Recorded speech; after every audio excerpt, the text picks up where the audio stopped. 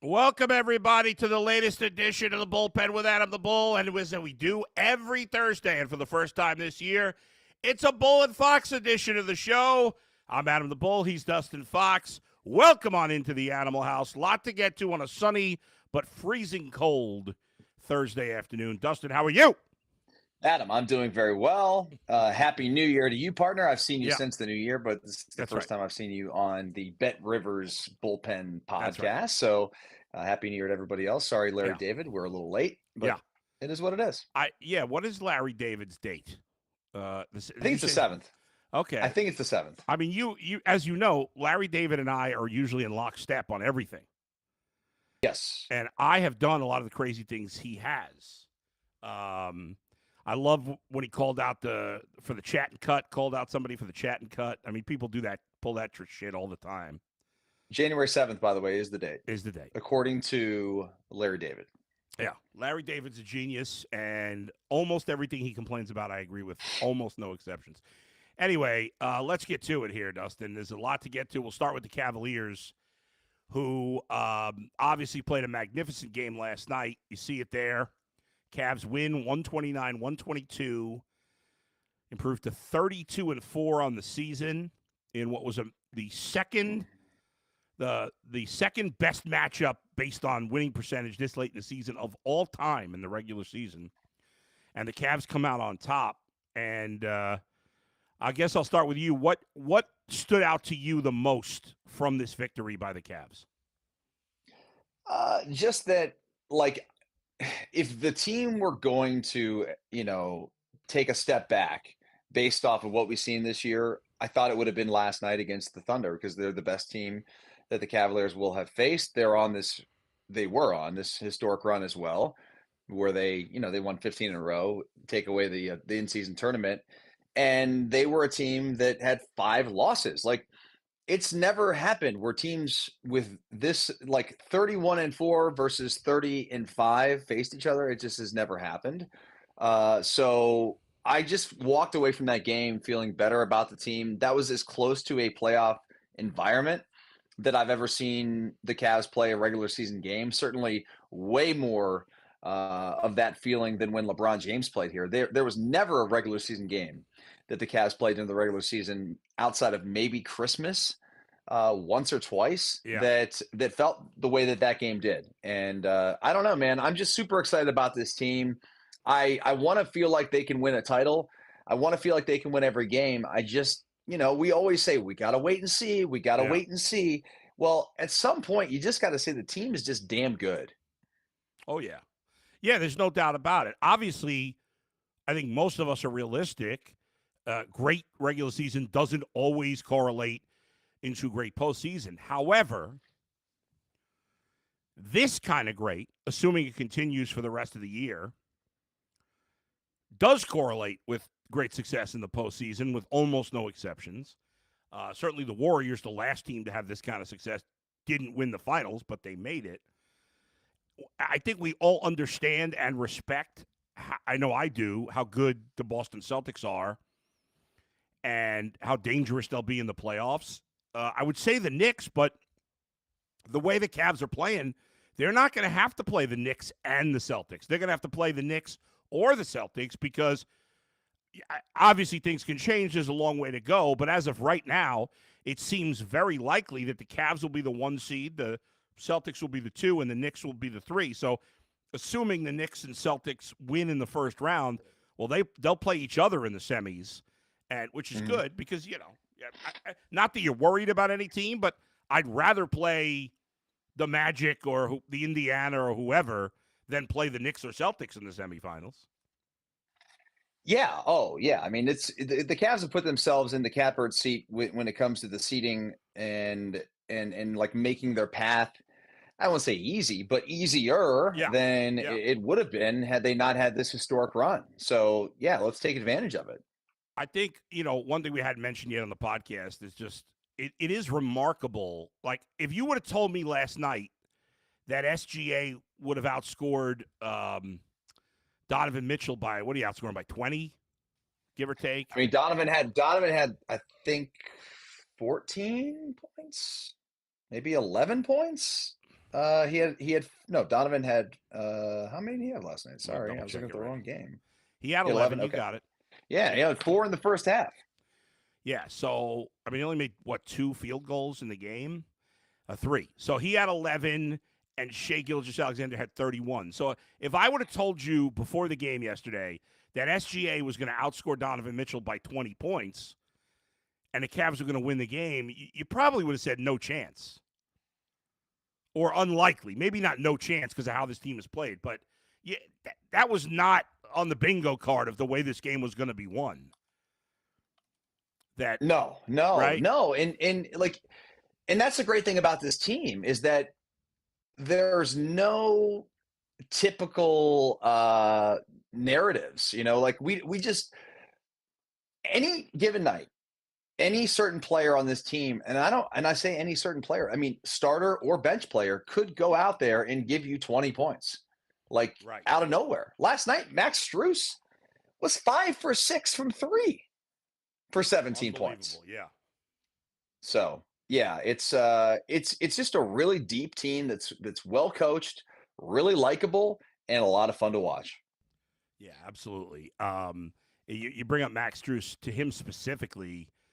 Uh, he really carried them in the first quarter. Of all the players, like he's barely played this year. And Donovan Mitchell obviously was cold for the whole game, but nobody was really doing that much in the first quarter. And the Cavs played one of their worst offensive quarters, I thought, in this game in the first quarter, except for Max Strus, who every time it felt like, maybe the Thunder are going to pull away here, he kept hitting big threes. And then, yes, other guys took over. Obviously, Mobley and Allen played great almost throughout late first quarter on. Darius had played great in the second half. Dean Wade had his moments in the game. Ty Jerome had an excellent game. But without Max Strus, I don't know that they win this game. And it's just I totally agree. right?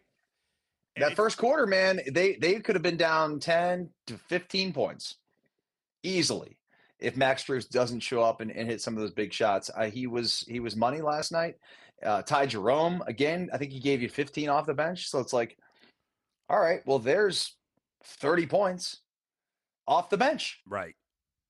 And they played 10 guys, by the way, last night Yeah. off the bench. Or excuse me, 5 guys off the bench, so 10 total. Right. It was interesting that Kenny Atkinson, after the game, when asked about possibly playing 10 in the playoffs, he said, I mean, right now I would, but, who knows? We know that rotations get shrunk down once the playoffs start. And right now it's hard to believe that, it's like, who would you not play? Obviously, Sam Merrill didn't play last night, and I could see Sam Merrill not being part of the playoff rotation on any kind of regular basis. But it's hard to imagine anybody, I feel like, and maybe this is unfair, I don't know what you think. I feel like of the 5 bench guys that play the most, I feel like George Niang is the worst of them, even though he's had his moments. I'm not saying he's bad. I'm just saying, of the 5, on paper, I'm like, well, I guess if I had to go down to 9, I'd cut George Niang. The problem is they need his size. They need he's their 4th big guy after we have Wade, Allen, and Mobley, and then he's really their only big guy off the bench. So he can't be the one. But you look at the other 3 guys, LeVert, Okoro, or 4 guys, LeVert, Okoro, Jerome, and Strus. I don't know how I don't play any of those guys in the playoffs. I know Okoro, is more defense, but I mean the way Ty Jerome has played this year, who would have ever thought that he'd be a guy? Well, we can't take him out of the rotation, but I mean he's been too important to this team. I can't imagine him not playing in the playoffs. Well, the good thing about all those things you just said, Adam, is it does give us some room for error. That's true. Because I'm sure at some point here, it's January 9th today. Yeah. At some point in the next couple of months, the Cavs are going to get banged up, right? And someone's going to. I mean, we've been so lucky, knock on wood. I know that's got me nervous. The Cavs have not had any injuries this season, and I do think about it in the back of my mind. However, the depth that they have with the bench makes me feel that they could survive an injury. Not like they couldn't survive with Mobley out for the playoffs or something like that. But they could survive a few games. They could survive a series even if they had one of these guys out, especially one of the earlier series. Yeah, I mean, I don't even like to think about because.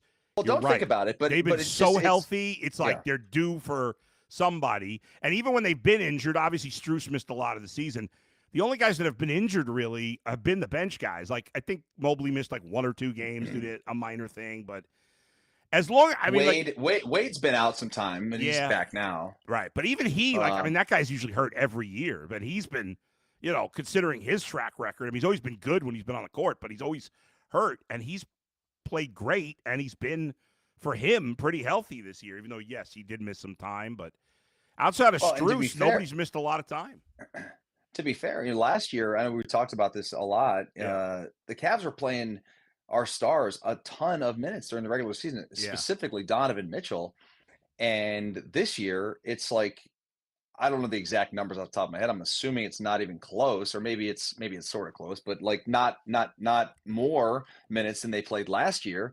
And the second we had any injuries on last year's squad, it was like the world's coming to an end. And I just don't see that being the case with this year's team, especially in the playoffs. Obviously, early in the season last year, they played well that stretch with the injuries, but then later in the year and into the playoffs, every injury felt like the end of the world. Yep. I'm going to give you the numbers, so let's see if we are correct. Okay. 2023-24. Minutes per game. All right, Donovan Mitchell this year is playing 31.4 minutes per game in the regular season. Now, obviously, we're comparing to a whole season, but Donovan actually only played 55 regular season games last year. His minutes per game, what do you think it was? Again, it's 31.4 this year. Yeah, last year? North of 35. You are correct, 35.3. So he's basically playing 4 minutes less per game, which may not sound like a lot, but that is a pretty big difference. Yeah, I mean, that adds up. Quarter every 4 games. Every 3 games. Yeah. I mean, that's like it's like taking a game off a month, right? Or at least. Well, yeah. I mean, they've played at this point. It's like he's played 3 less games. And if he continues this trend, it'll be like 7 games by the end of the year. That could be a huge difference. Darius listen, how much better would our show have been if it would have only been 4 hours? Oh my God. And it was already the best show in Cleveland, but Darius Garland this year playing exactly 30 minutes per game. Last year he played 33.3, so he's down about 3.5 minutes per game. Evan Mobley last year, why am I not seeing Evan? Where the hell is Evan Mobley? Oh, there he is. Last year Mobley 30.6. This year, Mobley 30.4. So his minutes haven't changed. I mean, he's down a tiny bit, and he's really young. But his minutes are basically the same. Give you a couple of other guys. Jared Allen last year, 31.7 minutes a game. This year, 29.1. So he, again, another guy down about 3 minutes per game. Max Strus is way down, but obviously part of that is because he's coming off an injury. Karis LeVert, 28.8 last year, 23.8 this year. He's playing 5 less minutes per game. Isaac Okoro, 27.3 last year. Isaac, 20.7. So he's over 6 minutes per game. So really, the only guy, nobody's playing more, obviously, except for like Ty Jerome, who didn't play. But of the key guys that played last year, nobody's playing more minutes. And Evan Mobley's the only guy basically playing the same. Everybody else is playing at least 2.5 to 7 minutes less per game, and that's just going to add up, and in a good way. Totally. Right. Totally. All right. Let me give you this read, folks. If you want to do something cool here at Bet Rivers, we got all kinds of futures bets. The Cavs, at last check, I think we put it up there. They're plus 1,000. They're still the third choice to win the title. Celtics plus 200, Thunder plus 275, Cavs plus 1,000. They were like the 9th choice as recently, I think, as a month ago, and now they're third. And part of the reason the Thunder are so far ahead is because the Thunder don't have the Celtics in the Western Conference, so obviously that's a big difference there. But one other thing I wanted to hit for the folks in terms of basketball and betting here at Bet Rivers. Earn a chance at $10,000 in bonus money with Bet Rivers prop packs. Place NBA same-game parlays to collect player card prop packs and earn rewards. You win based on how your player performs. Log into betrivers.com or the BetRivers app to place your bet and get your pack today. Let's read a couple of messages from the chat here. Jared Gussett Music says, talking about tonight's game, the Raptors suck. Z is a Raptors fan. That's right. Z, one of our producers. He said the Raptors are going to get spanked tonight. Yeah, I mean, normally coming off a game like last night, you would think that maybe the Cavs would have a letdown, and who knows, maybe they will. But the Raptors are the perfect team to play because they are horrible. The line right They're now so bad. They're so bad. Cavs are minus 14 in this game tonight. Are the Raptors the worst team in the NBA? Or is it Washington? Great question. I mean, the Raptors stink. I'm trying to think. All these teams that typically stink kind of stink this year, like the Raptors, the Wizards, the Nets. Like, I'm just trying to think who's the worst. I guess I could easily look at the standings. So here we go. I got it. Right now, the worst team in the NBA is the Wizards. They're 6-29. The second worst is the Pelicans, who have had a ton of injuries. They're 7-31. And then the third worst is the Raptors, who are 8-29. And the Raptors are getting outscored by an average of 8.1 points per game, which again is the third worst in the league, better only than Washington and New Orleans. Washington's getting outscored by 13 points a game. Oh my God. Jeez. But yeah, I mean, the Raptors have no business. And the Raptors are 1-16 on the road this season. They have the worst road record in all of the NBA, while the Cavs are 19-1 at home. So even though they played a huge game and everybody had, it was a playoff atmosphere, and maybe some guys will rest tonight. I don't know if the Cavs will give a night off to, maybe they give Donovan a night, maybe they give Darius a night.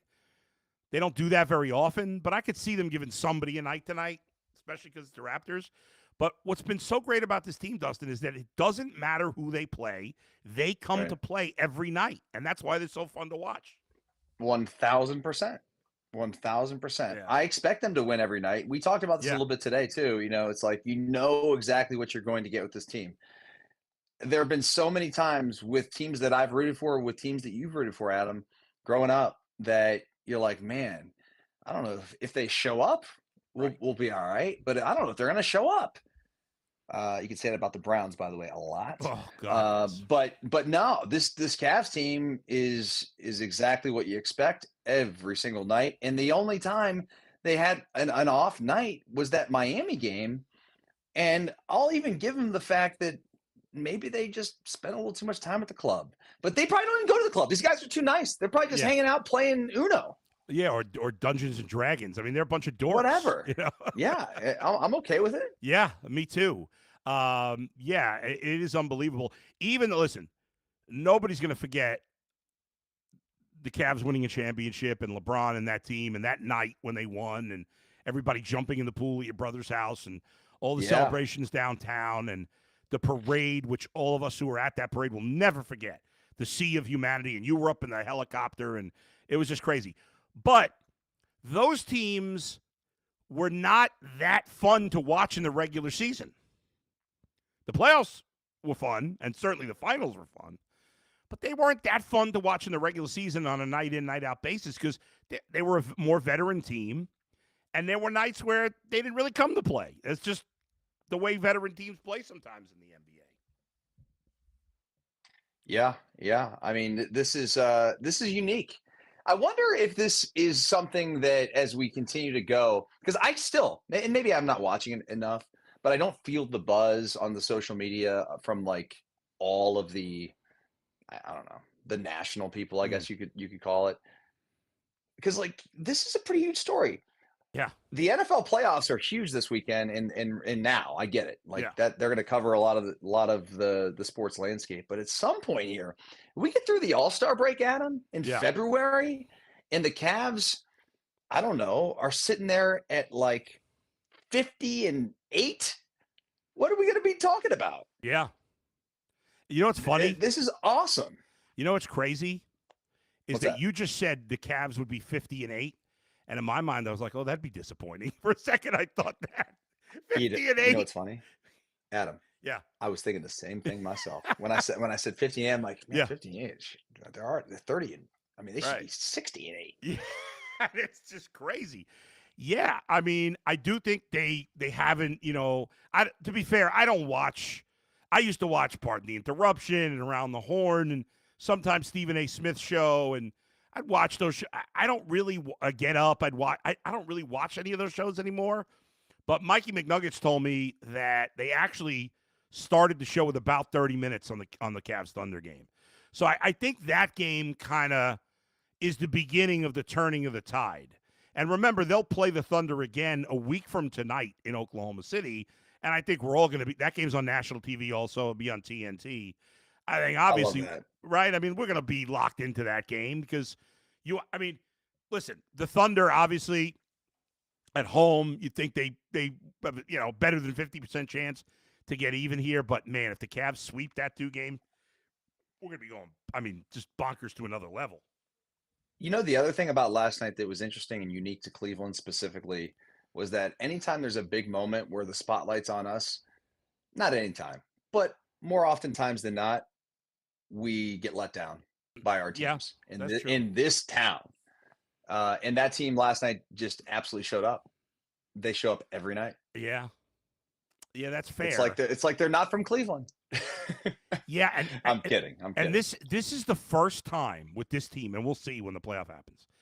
In baseball's unpredictable. So every time the Guardians make the playoffs, you always think there's a chance they could win it all, or losing if they're like the 2017 Guardians Indians at the time were way better than the 2016 Indians. But the 2016 team went to the World Series. 2017 team got knocked out early.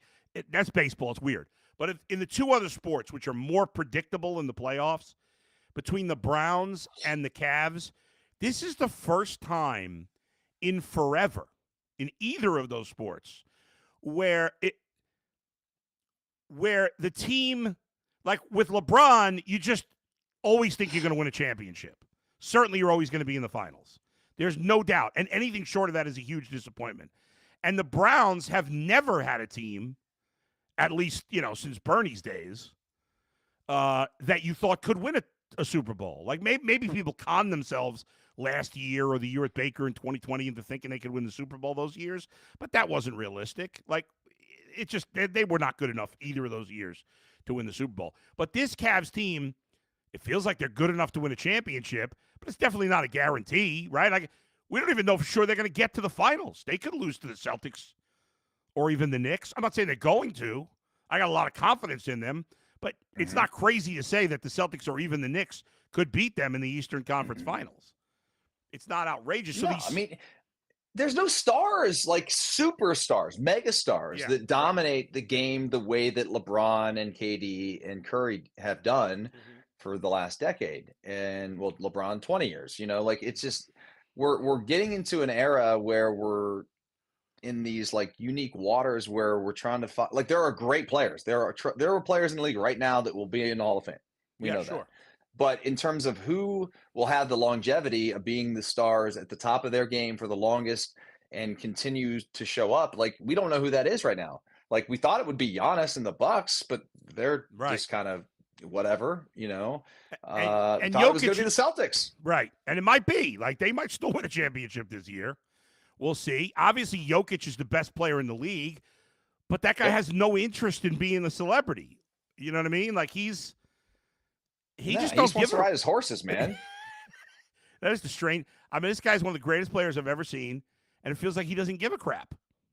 And I'm telling you right now that when he retires from the NBA as a top 5 player of all time, probably, what you can argue it. Yeah. He'll just disappear. We'll never hear from him again. Not at all. We'll never hear from him again. No, you're 100% right. He's gonna do whatever he does. Go back to his home country, and he'll be totally off. Serbia. He won't be doing any media. Like maybe in Serbia he will be, but you won't see him on the TNT desk. No, that's about as safe a bet as there is. All right, so as we mentioned, Cavs playing again tonight. They're playing the Raptors. They're at home. They're a 14-point favorite in that game. If you look at the standings right now, the Cavs have a 5.5. I mean, who could have imagined in the beginning of the season, if I would have said we're almost at the halfway point, that the Cavs would have a 5.5 game lead, 6 in the loss column on the Celtics? There's no possible way anybody could have ever imagined that. Yeah, and it's not like the Celtics have been bad. Right. It's not. Yeah, exactly. It's not like they had a bunch of injuries. They haven't played. They're 27-10 most seasons. Like, there's a chance that could be the best record in the league in a lot of years. Oh yeah. At this point. Oh yeah. Absolutely. Yeah. So, I mean, they got a 730 winning percentage, and they're a distant third behind the Cavs. The Cavs winning percentage is 890 right now. I mean, that's just insane. Adam, you think about this. They lost one game in the month of December. Yeah. One. Yeah. They lost 3 in November, didn't lose in October, and they haven't lost in January. Yeah. That is crazy. So they start with the 15 in a row, and then remember the Cavs lost 3 out of 4. So 3 out of 5. They won 15 in a row, 3 out of 5. When they lost that back-to-back to Atlanta. Since losing the back-to-back to Atlanta, they've gone 15-1. So they went 15-0 to start, and now they've been 15-1 since. I mean, that's crazy. Insanity. It's just crazy. They lost 3 games in an 11-day stretch in late November. Otherwise, they've lost 1 the entire rest of the season. So Toronto tonight. Sunday's a fun game too. You got Indiana at home, and then on Tuesday, Indiana on the road. That's on TNT. And then Thursday at Oklahoma City, and that's so the Cavs 2 more national TV games in their next 4.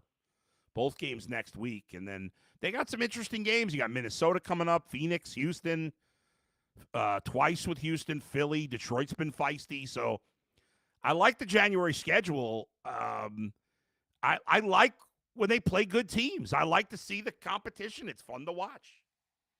Yeah, me too, man. Yeah. And I think that one. What's the date on that OKC road game? Week from today, the 16th. Okay. Yeah, man. Yeah. That one I've circled for sure. Yeah. The other one. What's Well, the other one? you got. I mean. Well, yeah. I mean, I got to be honest. I'm worried about the Heat at the end of the month. Yeah, the Heat are always a pain in the ass. That game's on the road. You worry about and I'm interested to see him play And the Houston. Hawks to end the year. Could the Hawks beat us 3 times out of our however many losses we'll have at that point? Oh yeah, yeah. They got the Hawks on the 30th, the end of the month. Yeah. They only play them 3 times. I don't know why I thought they played them 4 times, but no, 3. Yeah, wouldn't that be funny if the Cavs go 72-10 and they're 0-3 against the Hawks? That would be. You definitely want to avoid them in the playoffs. I guess if that were the case, they'd be swept in the playoffs. Yeah, probably. You're right. It's a different. It's a different thing in the playoffs. Regular season. For sure. We love these games, and these big games are fun to watch, but it all goes out the window when the playoffs begin. All right, let's spend just a couple minutes on the Browns here before we wrap things up.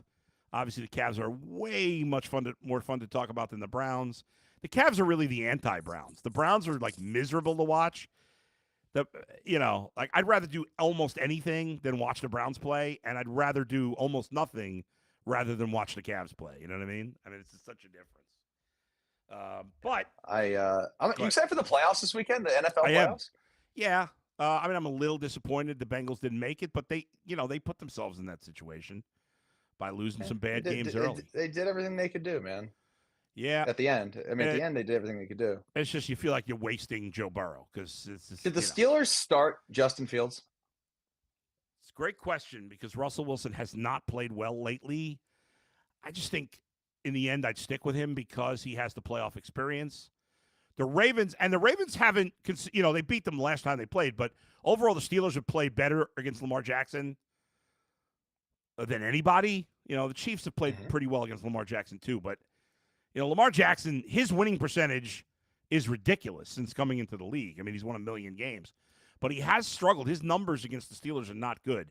That being said, there is no excuse. The Steelers, to me, feel like the year the Browns beat them in 2020, where they had gotten off to a great start and then they fell apart at the end of the season. And I feel the same way about them now. The only thing I'd say is Dude, they lost to the Eagles, Ravens, Chiefs, and Bengals to finish the year. Fair. That's fair. But they did their And offense. the Bengals game, that thing could have went either way late. That's true. But the one thing I'll say though is their offense has been so bad in those games. I mean, the Bengals defense stinks, and their offense still was bad in that game. Yeah, offense has been miserable, and the defense has. I don't know. I watched that Bengals game, and it looked like the Bengals could just pick them apart. Yeah, it was weird. The Bengals just made a couple of I don't know. It was a weird game. It felt like the Bengals should have scored more. Yeah. The red zone pick by Burrow was bad. I mean, we don't have to relitigate the whole game, but I mean, it was a game that I felt like the Bengals had control, and they probably should have won by 21 points. Right. Too. It didn't happen that way, but I mean, certainly it's a big number. I think we got it at 9.5. Let me just double check here at Bet Rivers. On the screen, 9.5. There it is. Yeah, 9.5. So I mean, taking the Steelers with the point certainly I think is reasonable. I got to make my picks for the Bet Rivers. Dude, I'm killing it in the Bet Rivers picks, right? I was just texting, and no offense to you. Yeah. But do you know this has been a historical year for favorites? Oh, it has it. I don't know. Yeah, they're like books. I know we're on. Well, maybe we shouldn't go down this road, but I mean, it's been a bad year for books. Because the favorites have won so much. Yeah, it's been a historical year for favorites. Yeah, I can't remember what my record is offhand. I don't know if you guys have that information, but my record is I think I'm hitting at 75% in our picks, which is crazy. Yeah, you're like 50 something and 32. Yeah, so not quite 75%, but I'm killing the other guys. Oh, you're smoking them. So smoking the other guys. I'm leaning. I'm not ready to make my picks yet, but I am leaning towards the Steelers. I feel like the Ravens are going to win by a touchdown, like 4-7. Okay, but I'm not sure. Which way you leaning on that one? I mean, I like a great defense getting points, and just because, like, for instance, had the Steelers beaten the Bengals in that game, right? Would that have changed this matchup? I'm not sure. Would it changed it in terms of the spread? Would the Steelers play somebody different, or would they play the Ravens still? I don't have the I think they I think they would have played. They would have played the Texans instead. Yes, I'm pretty sure. All right. So, well, for argument's sake, for this argument, let's just pretend they were still playing the Ravens no matter what. Yeah. Had they beaten the Bengals, I think the line's like 7, maybe 6.5. 6.5. Yeah. All right. Speaking of playing the Texans, the Chargers are playing the Texans. That's the first game of the postseason. Chargers at Texans. Chargers are favored by 3 on the road. Obviously, it hasn't been they win the division because it's a bad division. C.J. Stroud wasn't the same player this year. Still good, but not special like last year. I'm kind of leaning towards the Chargers at this point. What's your lean at this juncture? I would say Chargers just because of, dude, Harbaugh is a hell of a coach, man. Yeah. And like in the playoffs, pro or college, he's proven that he is a winner, man. And he's got a quarterback that is as special as anybody, and in certain moments can look like the best player in the league. Yeah. 57-32. I was close. I mean, yeah. That's 25 over 500. Thank you. I'm bragging. It's insane. It's insane. It'll be the best year you ever have. Oh my God. And I did well last year, but not this well. You'll never the rest of your life. If you were like a professional, you should just retire. I know. If you were a novice, you should retire. You'll never get a year like this. It's insane. I'll tell you too, what's even crazier is that I got to go back and look at it. I'll look it up before next week. I think after week 7, I was at 500. So I was just kind of okay in the beginning of the season. But since, I don't know, it's week 7 or 8, somewhere around there, my winning percentage has just been crazy. I think the worst week I've only done worse. Have you had a losing week? I think I've had one losing week since week 7. I went 2-3 one week, I think. But I've mostly and you don't get to pick the games you want to pick? Nope. I'm sent 5 That's games. What's even crazier, dude. Yeah. That's what's even crazier. Right. They tell you which games you have to pick. That's right. They give us 5 games to pick every week. And so there are some where I'm like, I don't really like either side. I got to forced to pick, but whatever. Yeah. Okay, Sunday, 1:00, Broncos at the Bills. We got the Bills favored by 8.5, 9 points now. This game. I'll be there. Yeah. Oh, you going? You taking your son? Yeah. Oh man, that's so awesome. He gets to go. Is this his first playoff game, or no? Did he go last year? No, we took him to the Chiefs game last year. Oh right. Well, to me, this game, you either bet the Bills or you stay away. I'm not taking the Broncos. Only reason I would take the Broncos plus the 9 Yeah. is because their defense has been great. Yeah, but I'm just the Bills are coming out here. They need to Josh Allen's got to some degree something to prove in the playoffs. Like everybody loves him, and he's got to, and he's probably gonna, he's right there with the MVP with Lamar. But more importantly, Sean McDermott's got to prove it in the playoffs. That's man. true. I mean, listen, if the Bills lost this game, oh my God, that's a disaster. Don't utter those words. Yeah, no, I'd be shocked. My son will have a conniption. Oh my God. 4:30 Sunday, Packers at the Eagles. Packers at Eagles, 4.5. Eagles favored by 4.5. Now, what's the latest with Jalen Hurts? He had a concussion. He's playing. Yeah, he's going to play. So, this is a tricky game. That's a 4.5. I don't know. I feel like the Packers can make it a game. That spread goes either way. Yeah. I mean, because you know how it is, man. Either if the Eagles win that game, they're winning by 3 or 7. So it's like, which side do you want to be on? Right. This is it. I feel like this game could definitely come down to the end, especially on the spread. Like I could see it being a 3-point game at the end. Maybe the Eagles score a late touchdown to put it away. Who knows? Or another field goal. It's a tricky one. Commanders at the Buccaneers is the Sunday nighter. And the Buccaneers are favored by 3 in this one. Man, this should be a fun game. This should be a high-scoring affair. What is the over-under on this one? 50. 50. That's got to be the biggest of the week, right? Yeah. I mean, defense optional in this. How do you take the under? Like I feel like that is free money, which means it's not. I get that. No, but right. how can these two offenses that have unless both teams decide to go conservative with their play calling, if they play the way that they have played all year, which is just chunk play after chunk play, this game should be played in the 30s.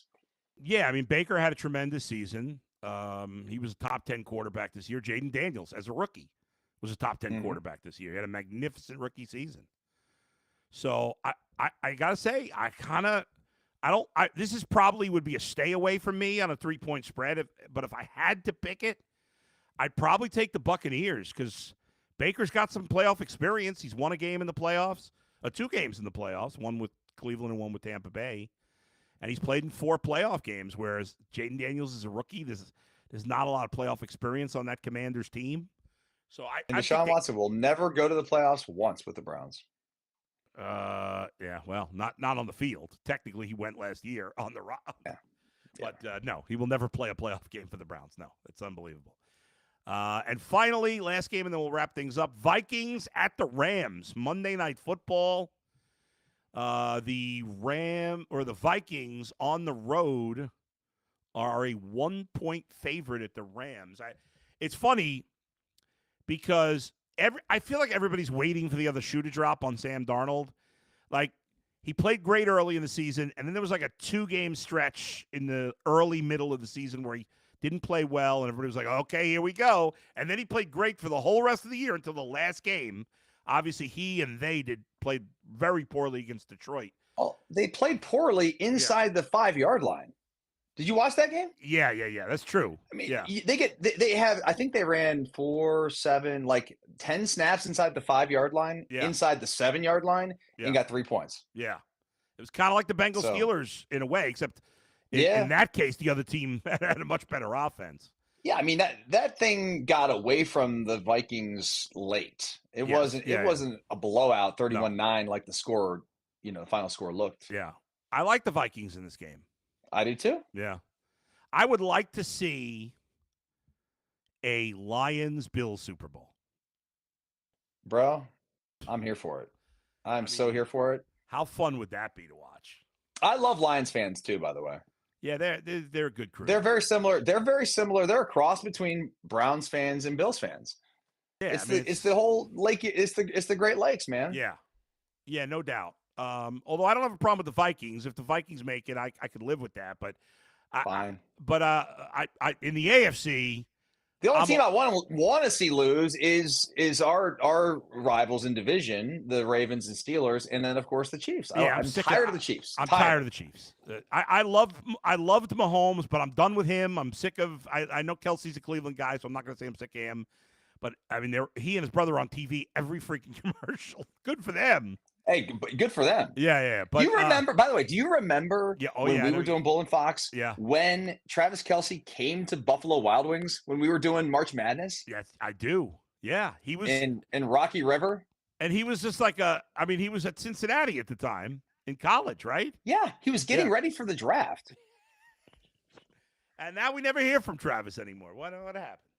No, it's not that. I mean, the guy's super busy. I'm pretty sure his PR guy is the same guy that remember the I forget the guy's name, but anyway, the same guy I think that brought him to the studio with Travis back in the day. Right. I can't remember. So anyway, we're happy for Travis. We love Travis, and I'm just joking around. Those guys are great. Their podcast is great. I love Kylie Kelsey too. I like her podcast. She's awesome also. And I mean, he can't break up with Taylor Swift ever, can he? I don't know. It's too good for him. Yeah, I mean, I assuming their relationship's halfway decent. Yeah, no. I mean, he'd go from it's good for both of them, by the way. Oh yeah. I mean, but he would go from the most loved guy to the most hated because the Swifties will all turn on him if he. Because she can do no wrong in their eyes. Right. And so good for them. I'm happy for them.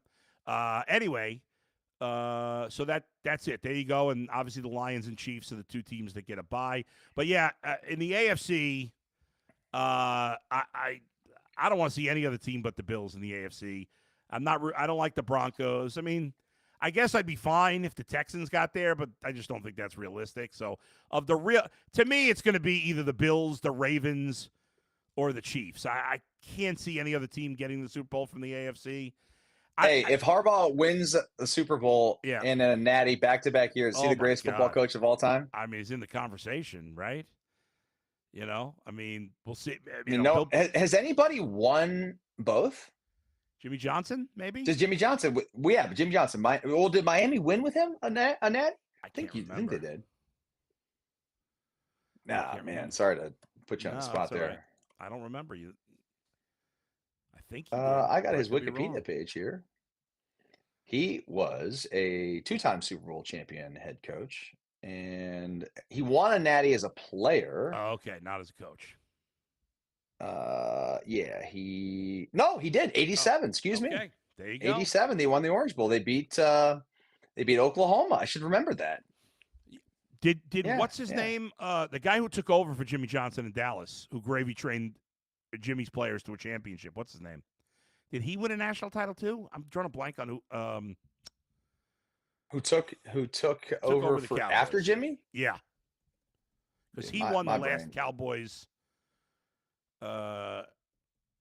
He won the last Cowboys. What do you call it? Super Bowl after Jimmy was gone. Barry Switzer. Yes, Barry Switzer. Did he win a national championship too?